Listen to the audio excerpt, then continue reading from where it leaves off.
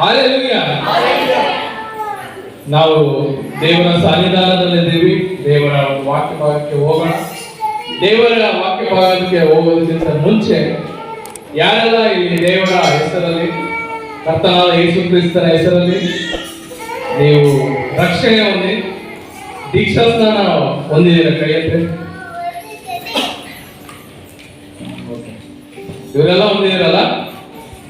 So ಯಾರೆಲ್ಲ ಯೇಸು ಕ್ರಿಸ್ತನ ಹೆಸರಲ್ಲಿ ರಕ್ಷಣೆ ಹೊಂದಿ, ಆತನೇ ನನ್ನ ದೇವರು, ನನ್ನ ರಕ್ಷಕನು, ಆತನೇ ನನ್ನ ಸೃಷ್ಟಿಕರ್ತನು, ಆತನೇ ನನಗೆ ಜೀವ ಕೊಟ್ಟವನು ಅಂತೇಳಿ ರಕ್ಷಣೆ ಹೊಂದಿ, ಆ ರಕ್ಷಣೆಯ ಒಂದು ಸಾದೃಶ್ಯವಾಗಿ ದೀಕ್ಷಾ ಸ್ನಾನ ಅನ್ನುವಂತ ಕಾರ್ಯದಲ್ಲಿ ಪಾಲ್ಗೊಂಡಿದ್ರು. ಅವರಿಗೋಸ್ಕರ ದೇವರ ದೇಹ ಮತ್ತು ದೇವರ ರಕ್ತವನ್ನು ಕೊಟ್ಟಿದ್ದಾರೆ. ಅದನ್ನು ಕೊಟ್ಟು ದೇವರು ಹೀಗೆ ಹೇಳಿದ್ರು, ಏನಂತ? ನಾನು ಬರೋವರೆಗೂ ಇದನ್ನು ನಡೆಸಿ. ಈ ದೇಹವನ್ನು ನೋಡುವಾಗೆಲ್ಲ ನೀವು ಏನ್ ಮಾಡಬೇಕು? ನಾನು ನಿಮಗೋಸ್ಕರ ಗಾಯಗೊಂಡಂತ ದೇಹವನ್ನು ನೀವು ನೆನೆಸ್ಕೊಳ್ಬೇಕು. ನಾನು ನಿಮಗೋಸ್ಕರ ಎಷ್ಟು ಕಷ್ಟವನ್ನು ಅನುಭವಿಸಿದೆ, ಎಷ್ಟು ಶ್ರಮೆಯನ್ನು ಅನುಭವಿಸಿದೆ, ಎಷ್ಟು ಶ್ರಮೆ, ಎಷ್ಟು ಕಷ್ಟಗಳನ್ನು ಅನುಭವಿಸಿದೆ ಶಿಲುಬೆ ಮೇಲೆ ಅನ್ನೋದನ್ನ ನೀವು ನೆನೆಸ್ಕೊಳ್ಬೇಕು. ಈ ರಕ್ತವನ್ನು ನೆನೆಸ್ಕೊಳ್ಳುವಾಗಲ್ಲ, ಈ ರಕ್ತದಿಂದ ಬಿಡುಗಡೆ ಇದೆ, ಈ ರಕ್ತದಿಂದ ಜಯ ಇದೆ, ಈ ರಕ್ತದಿಂದ ನಿಮಗೆ ಆಶೀರ್ವಾದವಿದೆ ಅನ್ನುವಂತ ಸಾದೃಶ್ಯವನ್ನು ದೇವರು ಶಿಷ್ಯರಿಗೆ ಹೇಳುವುದನ್ನು ನಾವು ನೋಡಬಹುದು.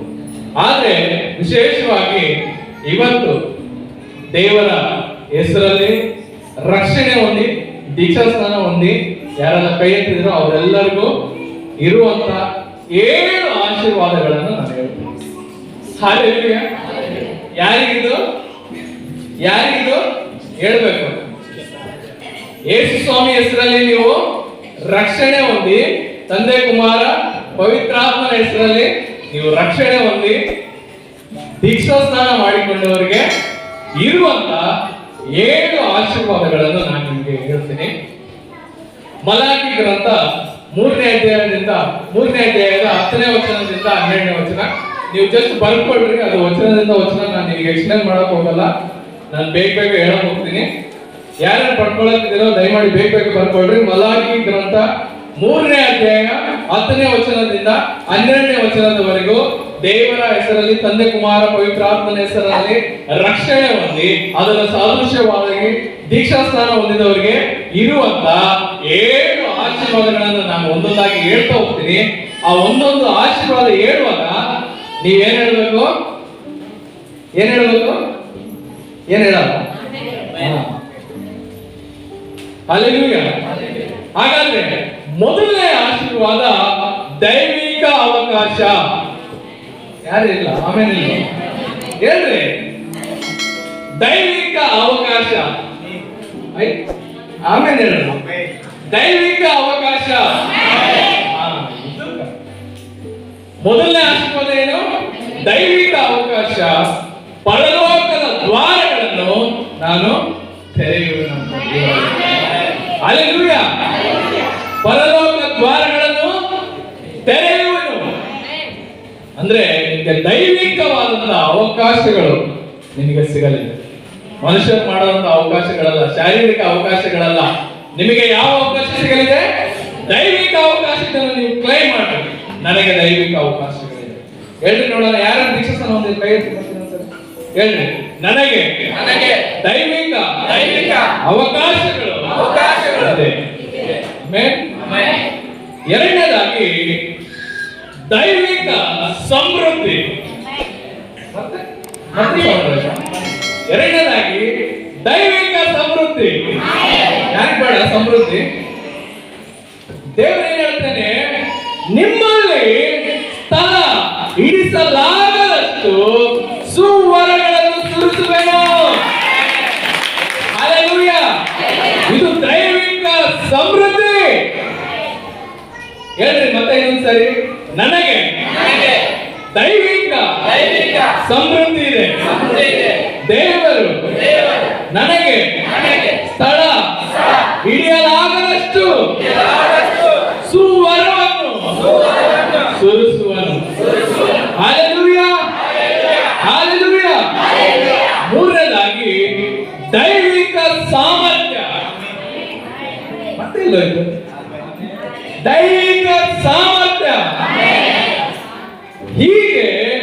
ಪರೀಕ್ಷಿಸಿರಿ, ನಾನು ಆಶೀರ್ವಾದ ಕೊಡುವೆನೋ ಇಲ್ಲವೋ ನನ್ನನ್ನು ಪರೀಕ್ಷಿಸಿರಿ. ಆತನ ಸಾಮರ್ಥ್ಯವನ್ನು ಪರೀಕ್ಷಿಸಿರಿ ಅಂತ ದೇವರು ಹೇಳ್ತೇನೆ. ದೈವಿಕ ಸಾಮರ್ಥ್ಯ ಹೇಳ್ರಿ. ನನಗೆ ನನಗೆ ದೈವಿಕ ಸಾಮರ್ಥ್ಯವಿದೆ. ಹಲ್ಲೆಲೂಯಾ. ನಾವು ನಾಲ್ಕನೇದಾಗಿ ದೈವಿಕ ವಿಮೋಚನೆ. ದೈವಿಕ ವಿಮೋಚನೆ. ಇದಲ್ಲದೆ ನಾನು ನಿಮ್ಮ ನಿಮಿತ್ತ ನುಂಗಿ ಬಿಡುವವನನ್ನು ಗದರಿಸುವನು ಅಂತಂದು ಅಲ್ಲಿ ದೇವರು ಹೇಳೋದನ್ನ ನಾವು ನೋಡಬಹುದು. ಹಲ್ಲೆಲೂಯಾ. ನಮ್ಮ ವಿರುದ್ಧವಾಗಿ ಬರುವವರನ್ನು ದೇವರು ಏನ್ ಮಾಡ್ತಾನೆ? ವಿರೋಧ ಮಾಡ್ತಾನೆ. ಹಲ್ಲೆಲೂಯಾ. ಹಲ್ಲೆಲೂಯಾ.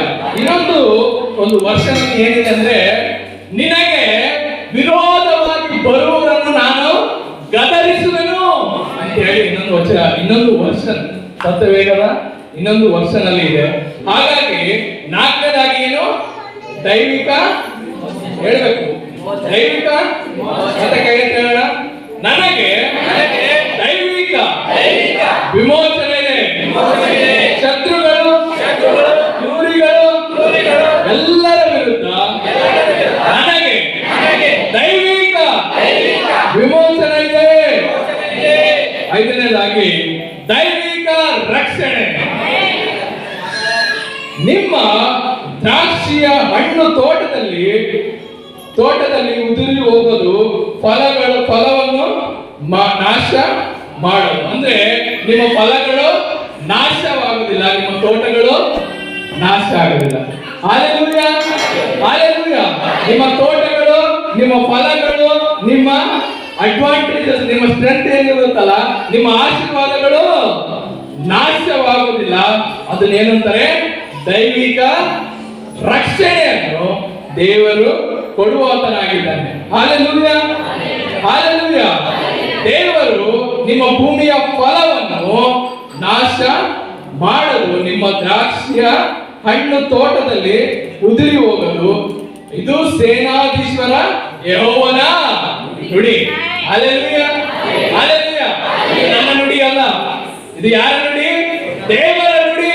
ನಿನ್ನ ಹೊಲದಲ್ಲಿ ಯಾವುದು ನಾಶವಾಗುವುದಿಲ್ಲ. ಹೊಲ ಅಂದ್ರೆ ನಿನ್ನ ಜೀವನದಲ್ಲಿರುವಂತ ಯಾವುದೇ ರೀತಿಯಾದಂತ ಬ್ಲೆಸ್ಸಿಂಗ್, ನಿನಗೆ ಯಾವುದೇ ರೀತಿಯಾದಂತ ಪಾಸಿಟಿವ್ ಯಾವುದು ಕೂಡ ನಾಶನ ಆಗುವುದಿಲ್ಲ. ಹಲ್ಲೆಲೂಯಾ. ನಾವೆಲ್ಲರೂ ಹೇಳೋಣ, ನನಗೆ ದೈವಿಕ ರಕ್ಷಣೆ ಇದೆ.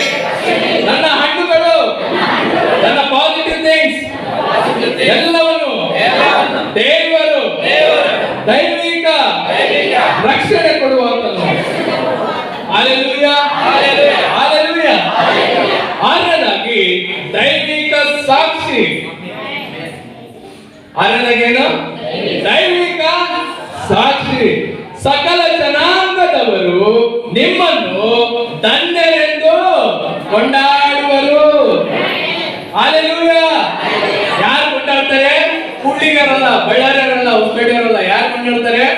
ಸಕಲ ಜನದವರು ನಿನ್ನನ್ನು ಧನ್ಯರೆಂದು ಕೊಂಡಾಡುವರು. ಮತ್ತೆ ಹೇಳ, ನನಗೆ ದೇವರು ಸಕಲ ಜನಾಂಗದವರು ಧನ್ಯರೆಂದು ಕೊಂಡಾಡುವಂತೆ ಮಾಡುತ್ತಾನೆ.